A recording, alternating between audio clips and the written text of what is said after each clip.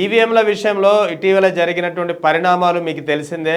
ఈవీఎంల విషయంలో ముఖ్యంగా పరకాల ప్రభాకర్ గారు అంత క్లియర్గా లెక్కలు తీసి బయట పెట్టారు. దాని మీద ఇంటర్వ్యూలు కూడా మనం చూసాం. సో ఇంత జరుగుతున్నా కనీసం తెలుగుదేశం కానీ, జనసేన కానీ, బీజేపీని కానీ ఈ మూడు పార్టీలకు ఇప్పటి వరకు ఈవీఎంలపై జరిగిన దానిపై పల్లెత్తు మాట కూడా కనీసం రెస్పాండ్ కాలేకపోతున్నారు. ఎప్పుడైతే ఈవీఎంల గురించి రెస్పాండ్ అవ్వాల్సి వస్తే కడుపు చించుకుంటే కాలు మీద పడినట్టు అయిపోతుంది సార్ వాళ్ళ పరిస్థితి.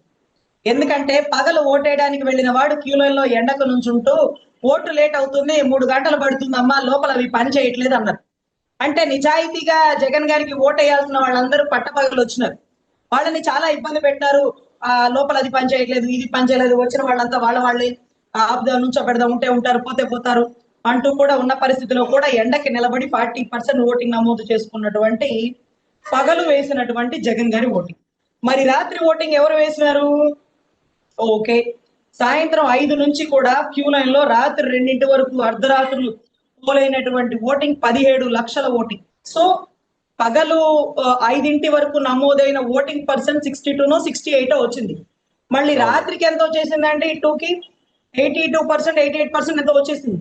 అంటే ఇక్కడ దారుణం ఏంటంటే ప్రతి 2 గంటలకి బయటికి రిలీజ్ చేయాల్సినటువంటి విషయాన్ని కూడా రిలీజ్ చేయకుండా, సిసి కెమెరాలు అండర్లో నడవాల్సిన దానికి అండర్లో నడవకుండా 3500 సంబంధించినటువంటి బూతుల్లో అర్ధరాత్రి 2 వరకు ఓటింగ్ జరిగిందట.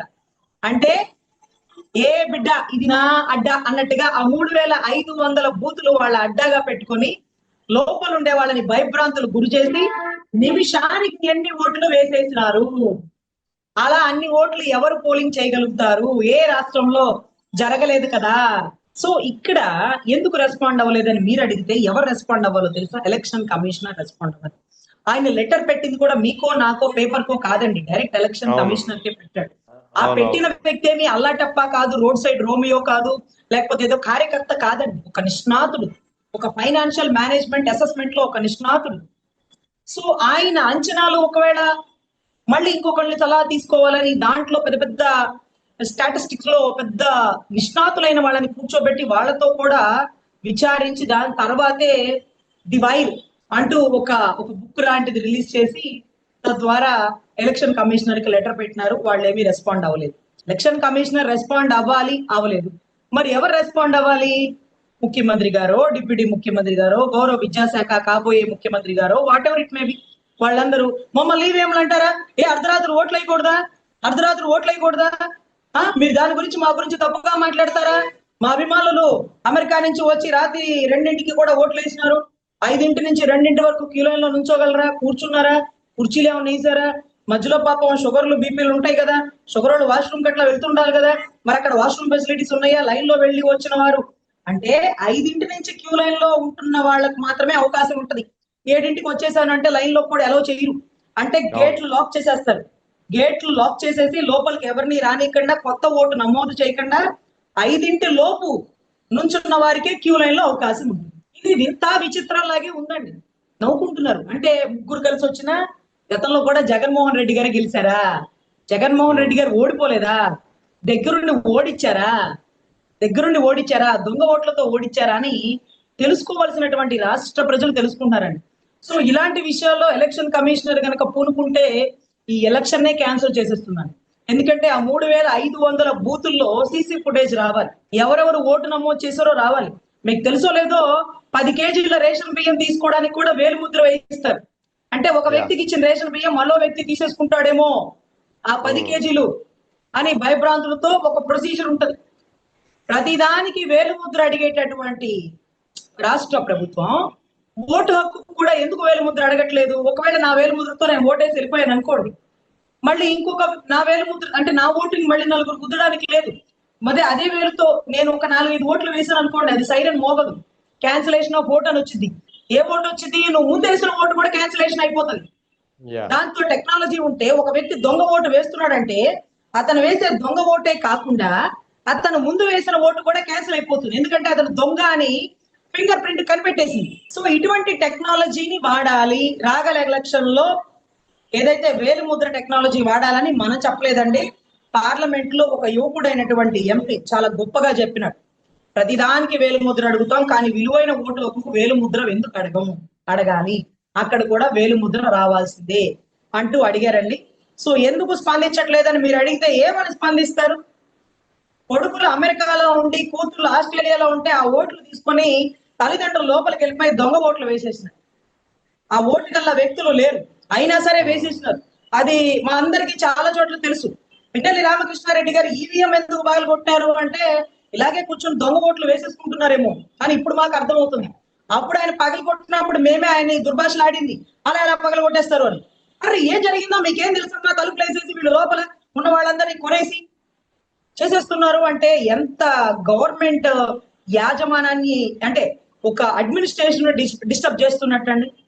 So whatever it may be, వాళ్ళు చేసిన తప్పులు బయటకు వస్తున్నాయి, ఒక్కొక్క నిజం వెలుగులోకి వస్తుంది. అయినా సరే ఈవీఎంలతో గెలిచావు నువ్వు చంద్రబాబు అని ఏ రోజన్నా జగన్ రెడ్డి గారు అన్నారా? ఎందుకు అన్నారంటే ఏమవుతుంది, గెలిచాడు గెలవని ఏమవుతుంది, ఒక 2 ఏళ్ళు కళ్ళు మూసుకుందాం అయిపోయింది, 2 ఏళ్ళు తిరిగింది, ఇంకా 3 ఏళ్ళు ఏమవుతుంది మళ్ళీ మనం ఏంటో చూపిద్దాం. అప్పుడు మాత్రం చెప్తున్నాను, ఏ అధికారులైతే ఈ రోజు తప్పుడు కేసులు కట్టి ఆడబిడ్డల్ని మహిళల్ని భూములు ఇచ్చిన రైతుల్ని ఇబ్బంది పెడుతున్నారో వాళ్ళ అధికారి నేను ట్రాన్స్ఫర్ అయిపోవచ్చు అనుకుంటాడేమో, నేను పక్క రాష్ట్రానికి వెళ్ళిపోవచ్చు అనుకుంటాడేమో. రిటైర్మెంట్ అయిపోయిన వ్యక్తిని కూడా తీసుకొచ్చి మీరు చేసిన ప్రతి తప్పుకి శిక్ష వేయిస్తాను అన్నాడే కానీ రప్ప అని అనలేదండి, శిక్ష వేయిస్తాను అన్నాడు. ఇది గుర్తుంచుకోవాలి. ఎందుకంటే రప్ప అనగానే జగన్ గారు అంటున్న మీరు ఎన్నో మార్లు జగన్ గారిని బాలకృష్ణ గారే స్వయంగా అసెంబ్లీలో సైకో అన్నా సరే తప్పు, ప్రతిపక్ష నాయకుడిని అనకూడదు, గతంలో మాజీ ముఖ్యమంత్రిని అలా అనకూడదు అని చెప్పనటువంటి ఉపసభాపతి నవ్వుకుంటున్నటువంటి అసెంబ్లీ ఏమని చెప్పుకోవాలండి? ఏమని చెప్పుకోవాలి? ఏది విలువలేవి. ఇప్పుడు మీరు కిట్లు పెట్టుకున్నారు, జబర్దస్త్ కిట్లు పెట్టుకుంటున్నారు మీరు అసెంబ్లీ సమావేశాలు అయిపోయాక మీ ఎమ్మెల్యేలు అందరూ, దాంట్లో ఎవరిని మీరు వ్యంగపరుస్తున్నారు? 11వ నెంబర్ ఉన్నా ఎవరు? ఆ 11వ నెంబరు ఈ రోజు పవన్ కళ్యాణ్ గారు చెప్పారు చూడు, వాళ్ళు 11 ఉన్నా 1100 మంది ఉన్నట్టని, 1100 మంది ఉన్నట్టని. సో 11వ నెంబరుడా వాడా వీడా అని ఒక ఎమ్మెల్యే స్థాయి వ్యక్తులు ఒక మాజీ ముఖ్యమంత్రి గురించి అసెంబ్లీ శాసనసభ్యుల ముందు ఒక జబర్దస్త్ స్కిట్ వేసినట్టు వేస్తుంటే ఇది తప్పు, ప్రతిపక్ష నాయకుడు అలా అనకూడదు అని ఒక్కరన్నా సంబోధించలేదు ఏంటండి? సో ఎటు వెళ్ళిపోతున్నాయి విలువలు? వీరి ఇప్పుడు ఆయన ఏమనకపోవచ్చు, ఆయన అభిమానులు ఉంటారు కదా, వాళ్ళు తిరగబడతారు. సో అలాగే ఇప్పుడు పవన్ కళ్యాణ్ గారిని జోగి రమేష్ గారు అన్నారు, ఆయన ఏమని అన్నాడా? జోగి రమేష్ గారిని అనలేదుగా, మేమే చిచ్చేసుకున్నాం, మాననంటావా అని. ఇప్పుడు ఏమైంది? ఆయన కామ్గా కూర్చున్నాడు. ద్వారంపూడి గారి గురించి రోడ్ల మీద బయటకు వచ్చినటువంటి జనసేన వీర మహిళలు తిరగబడ్డారు. ఇప్పుడు ఏముంది? ఆయన ద్వారంపూడి గారిని అరెస్ట్ చేయరు, ద్వారంపూడి గారిని ప్రభుత్వంలో వచ్చాక ఆయన ఒక్క మాట అనలేదు, ఒక్క కేసు పెట్టలేదు, ఏమీ చేయలేదు. అప్పుడు గొంతులు చించుకున్న జన సైనికులు వీర మహిళలు ఈ రోజు ఏమయ్యారు? కేసుల్లో ముద్దాయిలుగా లేకపోతే వారి మీద కేసులు తెచ్చో తిరుగుతూ ఉన్నారు. రాజకీయ నాయకులేనండి. మధ్యలో బలైపోయేటటువంటి సాధారణ కార్యకర్తలు దగ్గర పెట్టుకొని మాట్లాడుకోవాలి అనేది ఒకసారి గుర్తు పెట్టుకోవాలండి. సో ఎనీవే, పరకాల ప్రభాకర్ గారు అయితే రాష్ట్ర రాజకీయాలని ఒక్కసారి కుదిపేసినారు. ఇప్పుడు ఎవరు సమాధానం చెప్పలేని పరిస్థితిలో ఉన్నారు. అరే హెరిటేజ్ గురించి, లడ్డు కల్తీ గురించి అసెంబ్లీలో మాట్లాడలేకపోతున్నారు. ది బైర్ గురించి మాట్లాడమని వైసీపీ ఎమ్మెల్సీలు అడిగితే మరి ఏం సమాధానం చెప్తారో చూడాలి. ది బైర్ అనే ఒక బుక్ గురించి రాసిన వ్యక్తి గురించి ఒకసారి అసెంబ్లీ సమావేశాల్లో మాట్లాడుకుందామా, చర్చాంశంగా అది పెట్టుకుందామా అని అడగాల్సింది. నెక్స్ట్ ఏం జరుగుతుందో దానికి సమాధానం అసెంబ్లీ సాక్షికైనా చెప్తారో. 2 దగ్గర నుంచి అంటే సాయంత్రం 5 దగ్గర నుంచి 2 దగ్గర వరకు ఉన్నటువంటి 3500 బూతులు సీసీ ఫుటేజ్ అక్కడ ప్లే చేస్తారా? గోళ్ల దూకి ఎవరెవరు వెళ్ళారు, తలుపు లాక్ చేసేసి ఎవరెవరు నొక్కేసుకున్నారు, అదేదో బటన్ అన్నట్టు నొక్కేసినారు. సో ఎనీవే, ప్రజలు చైతన్యం అవుతున్నారండి. ఎవరు తప్పు ఎవరు ఒప్పు అని కాలమే సమాధానం చెప్తుంది. సో దయచేసి ఎప్పటికీ వైసీపీ సోషల్ మీడియా ఎంత పారదర్శకంగా పనిచేస్తుంది. టీడీపీ పచ్చ ఛానల్స్ గతంలో మాట్లాడిన దాని గురించి, పార్టీలోంచి బయటికి వెళ్ళిన వ్యక్తి గురించి మాట్లాడుకుంటున్నారంటే ఇక మీరు చర్చించుకోవడానికి ఏ సబ్జెక్టు లేదనమాట. విలువైన సమయాన్ని గంట టైము 7 to 8 మీ విలువైన సమయాన్ని రాష్ట్ర ప్రజలకు పనికొచ్చే వాటి గురించి చర్చించుకోండి. రజనీ గారు అప్పుడు అలా అన్నారు, అప్పుడు అలా అన్నప్పుడు మీరేం చేసినారు? అప్పుడు తప్పట్లు కొట్టినారా? రజనీ గారు అప్పుడు అలా అన్నారు, రజనీ గారు ఫోటో, రజనీ గారు వీడియో, రజనీ గారు ఆడియో రికార్డింగ్. మీరు ఎందుకు నన్ను అంత హైప్ ఇస్తున్నారో నాకు అర్థం కావట్లేదు. నా గురించి చర్చించుకుంటున్నారంటే ఈ రోజు రాష్ట్రంలో నేనేనా చర్చించుకోదగిన అంశం అన్నట్టుగా నాకే చాలా ప్రౌడ్ గా ఉంది. కానీ నాకు అనిపిస్తుంది, అరే నేను ఆ రోజు ఆయన గురించి మాట్లాడినా, ఆయన నాకు ఫోన్ చేసి అమ్మా వాళ్ళంతే, వాళ్ళ బుద్ధి అంతే, వాళ్ళు అలాగే ప్రవర్తిస్తారు, కానీ నువ్వు చెప్పింది కరెక్ట్, ఏ రోజు మా పార్టీలోంచి వెళ్ళిపోయిన వారి గురించి మాకు జగనన్న మాట్లాడొద్దని ఒక ఇన్స్ట్రక్షన్ ఇచ్చినారు, మేము ఎప్పుడు కూడా మాట్లాడడం, తప్పో ఒప్పో మాట్లాడడం.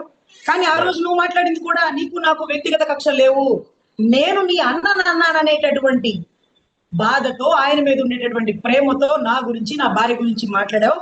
ఎనీవే నేనేమి తప్పుగా అనుకోను తల్లి, నువ్వేమి బాధపడాల్సిన పని లేదు అన్నారు. నాకే సిగ్గనిపించింది, నాకే షేమ్ అనిపించింది, నేనే క్షమాపణలు చెప్పాను. సో దయచేసి మీ విలువలు మీరు తగ్గించుకొని మీ పార్టీ విలువలను దిగజార్చకండి. రాజకీయంగా ఎలా చేద్దాం. ఈసారి నుంచి విలువైన సమయాన్ని రాజకీయ సమస్యల గురించి, ప్రజా సమస్యల గురించి చర్చించండి, కానీ పార్టీలోంచి వెళ్ళిపోయిన వాళ్ళ గురించి చర్చించొద్దు. మీ విలువైన సమయాన్ని నా కోసం వృధా చేసుకోవద్దు అని నా విజ్ఞప్తి అండి. Thank you madam. Thank you sir.